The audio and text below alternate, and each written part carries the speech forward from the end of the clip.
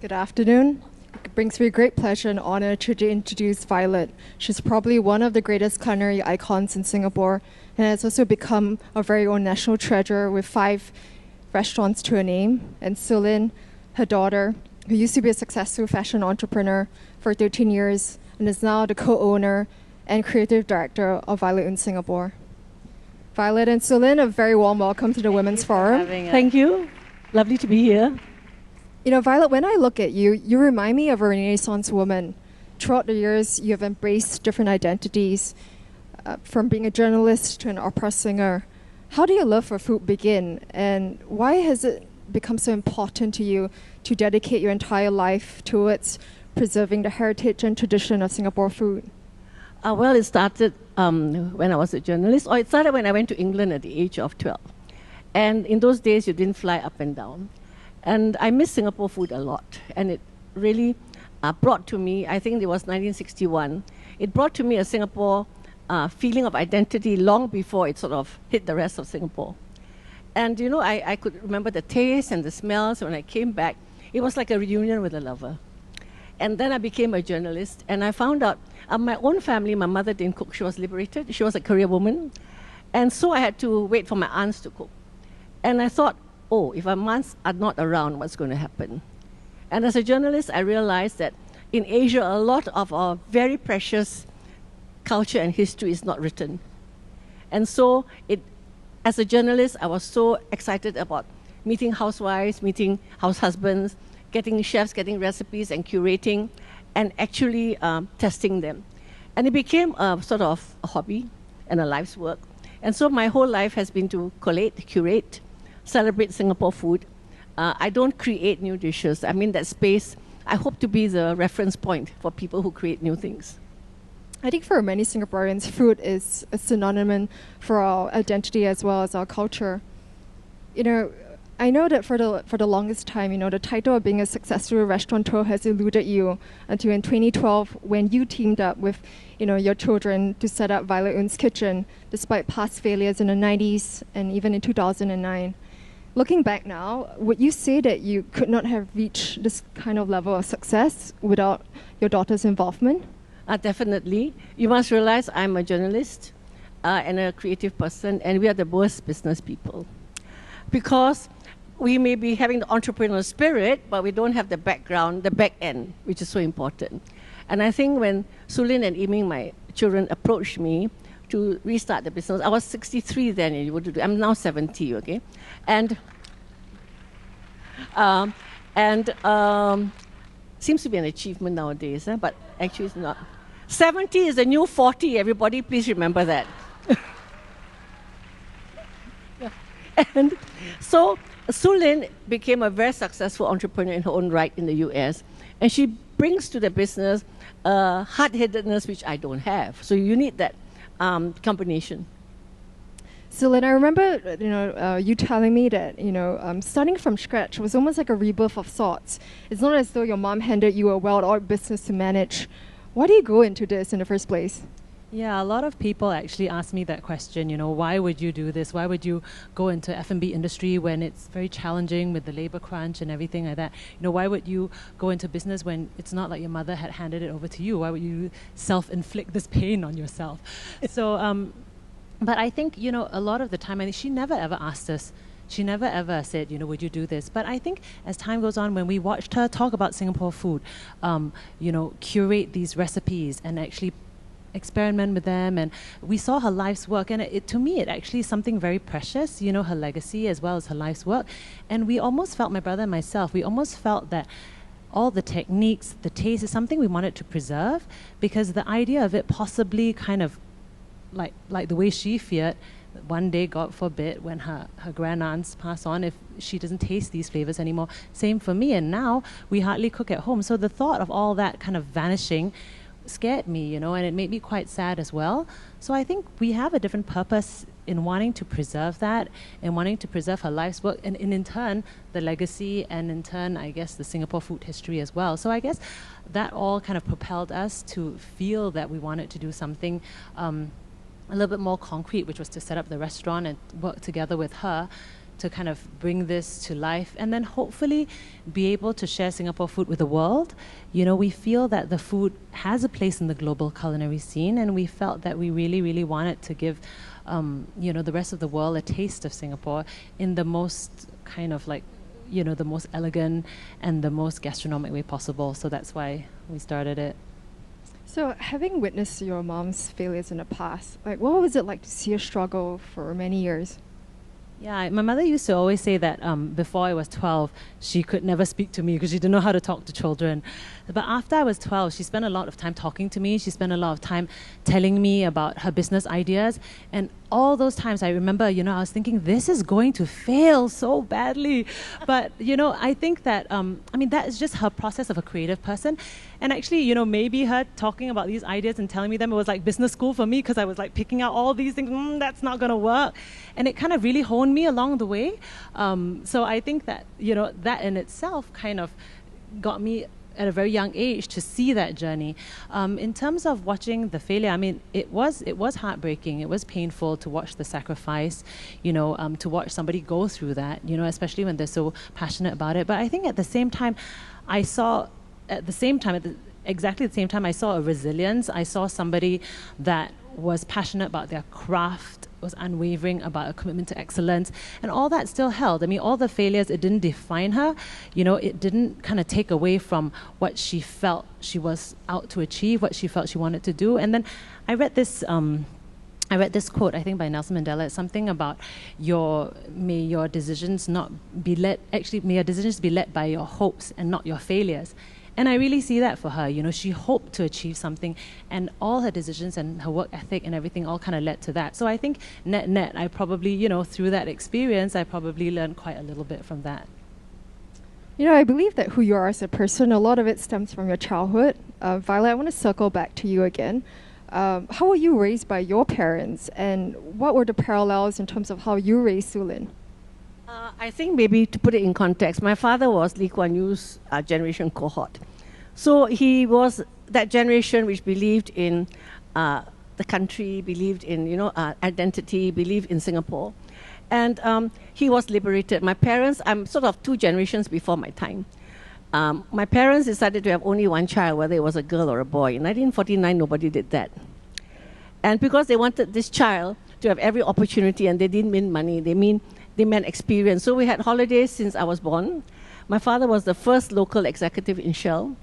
I've been in 7 schools and 4 kindergartens, I think, none of which I was expelled from. And and it was, my parents were so excited, you know. People said, does it affect you moving? I said, you are very often honed by your parents. So to our family, it was an adventure to move house, to move country. Every 2 years, we're packing up 80 crates. So it was never something fearful. We are going to a new adventure. And I think they brought me up to be like that. I never had this gender thing in my family. My father believed that you should fight for whatever you believe in, even if it was against him. So that was something I learned. And that was very important, to be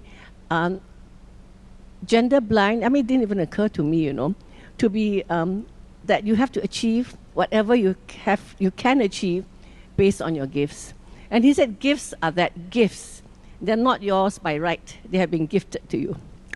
So you have to make use of them. Do you think subconsciously you raised Su-Lyn to be an entrepreneur? Not an entrepreneur, but maybe fearless.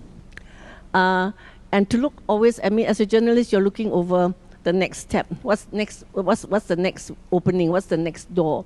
And maybe that's what she has. But she's not as foolish as me. Will you agree to that? I mean, you know, you've been an entrepreneur all your life, first in fashion and now in F&B. Yeah, I think so. I mean, I don't think she raised me with the intent of being an entrepreneur, but I guess like she said, she raised me to think out of the box, think for myself, be quite fearless. So, and I think all that kind of lends itself to being an entrepreneur. And I think, like I mentioned before, I think, you know, hearing her talk about her journey by default kind of honed me a little bit into thinking about not only kind of the creative part, but like the business aspect of it as well. You know, for some, working in a family business is an incredible gift. But, you know, but to others, it's like a prison with no chance of parole. How would you describe your experience working together in these past 7 years? Well, I would say that growing up, I always found my mother so irritating, and even till now, slightly a little bit. I told her, you are supposed to find your mother irritating.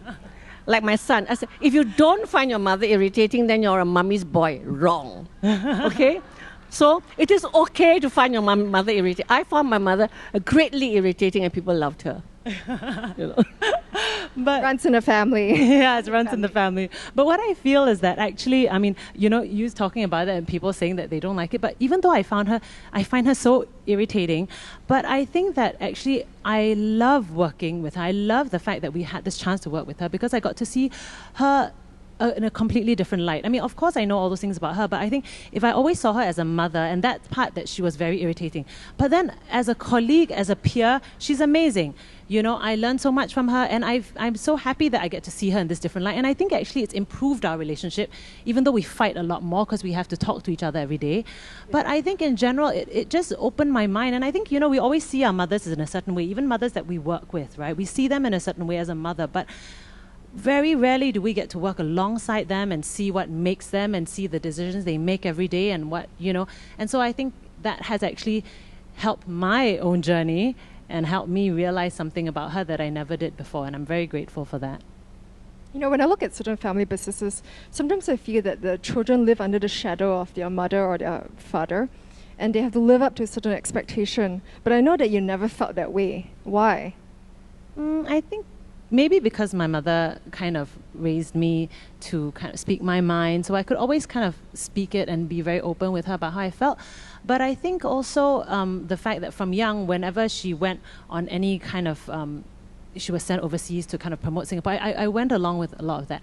Even when I was very young, people asked me, oh, saw your mom on TV. And a lot of the time, I would actually look at her and sort of from the perspective of the audience, you know, and I would enjoy watching her, and I could see the value in what she does, and I could enjoy the work that she was doing. So I guess I never really saw it that way. And I always saw, even as now while we're doing the business, I always see her as somebody that she has such a wealth of knowledge that really should be shared.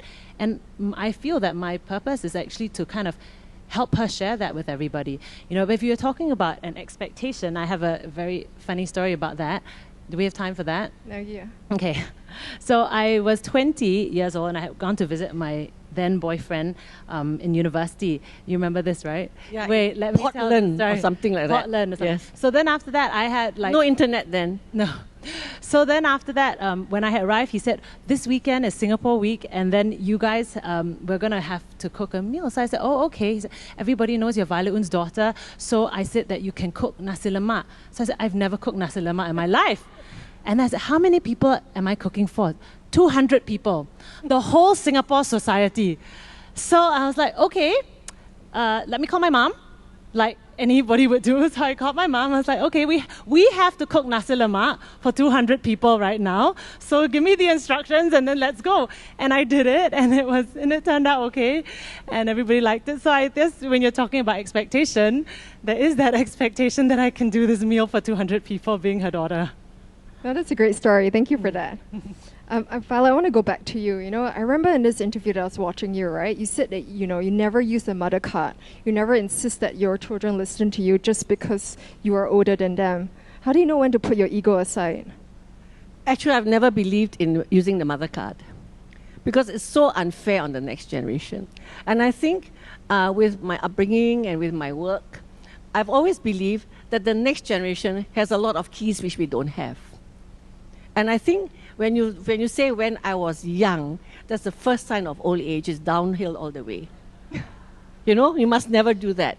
So when you get older, experience counts, but new knowledge counts so much more. And when you be able to put together, and I think you have to be able to respect. And I always remember that when I started work at the age of 22, I thought I knew everything. And I thought everybody above 30 was dead. So I still remember that, you know. And when I meet a young person, I still remember that.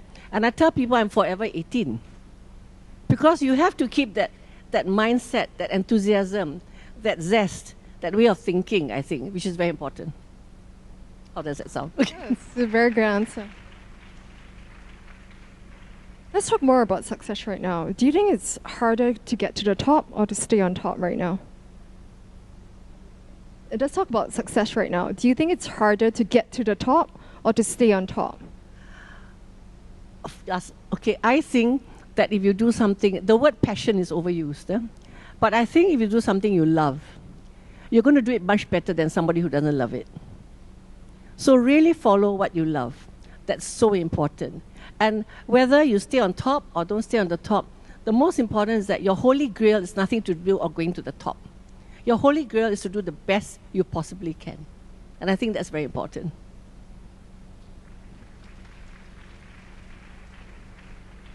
How do you feel about that, Su-Lyn?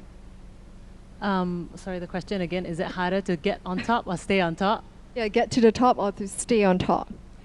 I think possibly to stay on top, because you probably expended a lot of your energy trying to get there, and you probably need a stamina and a resilience to stay there. So I think, by the time you're on top, I think you're also exposed a lot more, so it's probably quite hard to stay there. So I think, I guess, my mother's journey is probably an example of that. You need that kind of resilience, you need that stamina, you need all of that to kind of really stay at the top of your game for that much longer than anybody else. Maybe the follow-up to that is that there's no top. You just keep on striving. You keep on striving for being better. So you don't reach the top and say, okay, that's it. There's no such thing in anything that you do. Or it just could be an illusion in your head also. How are you similar and how are you different from each other? I think Su-Lyn has my resilience, maybe, strengths, and just that hardcore, which is very important. Different in that she's actually a maths person, in school. She was like, so she has that part of the mind. And, till now I cannot understand statistics. So, so it's the other part of mine. So maybe that's how we're different. Do you think you have more of your mom's good qualities or bad qualities? I think both. I think she's rubbed off quite a lot on me. I think I'm quite irritating at times to my children too. So I think I'm going to get my fair share. What do you think is Violet's most marked characteristic? I think her zest for life. I mean, like she was saying, she always, even in an argument, she's always open to hearing whatever criticism that comes her way. And I think that that's very rare for somebody at 70. I think to me, that's the most marked characteristic. And I guess that's why I said, now that we're together, even if we fight, we're two Peranakan women, right? So you can imagine how loud the fighting gets. And my poor brother, in the middle of all that. But I think the most amazing part, the most marked characteristic for me, which I aspire to be, is to be able to evolve and be able to change and be able to constantly take this criticism and kind of not take it to heart, but take it and be able to. And sometimes now we have to tell her that same criticism like 20 times, but she's okay. She'll still fight back. But I mean, she's still kind of going at it, and at some point in time she's like, okay, I'm going to change. And I find that really kind of admirable and the most marked characteristic about her. On that note, who do you think has more power in the relationship? Maybe who can shout louder at this point in time? Yes, and she shouts a lot now. She's learned over the years. Yes. Do you think you can be a good mother and an entrepreneur? Maybe I have something to share. In my generation, women didn't believe in doing everything. My mother's generation, even better. If you're a career woman, you did not do a thing in the house. That was below your dignity. In my generation, women didn't breastfeed, and I did it. And I had to give breastfeeding classes in hospitals, believe it or not, bringing my son around. And we were not meant to be. And I'm Hillary Clinton's generation. We threw out the bra, we burned the bra, we threw out everything. At the same time, they threw out the pots and pans and the wok. So most women of my generation who were educated refused to learn to work because it was bondage to taking care of the men in their life, brothers, fathers, any men. I'm so amazed at this generation, Su-Lyn's, where they're all Mother Earth, The most they want to do it all, and they do it all. She sends her children to school, they breastfeed, they do it all, and they want it all, and they happen to do that. So that I find amazing. I think, kind of like what my mom said, I think that it's a generation where we want it all, and we want it all. We read lots of books on how to get it all, and we sacrifice a lot to get it all. And I think at the same time, there's probably that struggle, the internal struggle of what you're giving up. But at the same time, I think in our minds, nothing is unattainable. So we want to be a wife, we want to be a mother, we want to be an entrepreneur, we want to be a driver, we want to be a cook. Be a great wife, you know? So we want it all. And I think in our generation, I think a lot of women, they strive to try and achieve all of that. And I think it's a matter of finding a balance, but I think we really have that I believe side. that this generation of women strive to be more multifaceted. One more. The most important thing, you must have a professional grandmother. Yeah, I was a professional grandmother for many years. We were laughing because I don't think she ever carried a baby, you know, when she was a mother. And then like my brother and I, she was never really mothering us. And then later on, she became like grandmother to my children and carrying them and having to do all that. We would laugh at like, this is the first time you're really carrying a child, you know, taking care of a child with my child. Yeah, but I had my mother who was a professional grandmother. And I'm not joking, it's very important. Yeah. You know, there are women, my mother sort of had a career. Then when she was older, she decided, my father and her, to take care of my children. And I think I did the same thing for a long time. So that's very important. So let's get into a rapid fire round right now. So who's the better eater between the both of you? She eats much better than me. She eats more. And she doesn't go on a diet. How about dancer? Me? Yeah, Su-Lyn. Dresser? Definitely her. This is my go-to outfit for everything. You have a uniform. It looks great on you. And finally, who's the better singer? Her. Will you be so kind to sing something for me? Sing something, okay. It's not the pale moon that excites me, that thrills and delights me. Oh no, it's just the nearness of you. By the way, I made my second debut as a singer after giving it up in my 20s in this year's Army National Day song. I don't know, there's a video going around town. So I've made my second debut, and I'm going to continue making the second debut at the age of 70. No, thank you for that. That was really captivating. Unfortunately, I've come to the end of this panel. Can everybody give another round of applause for Violet Oon Su-Lyn? Thank you.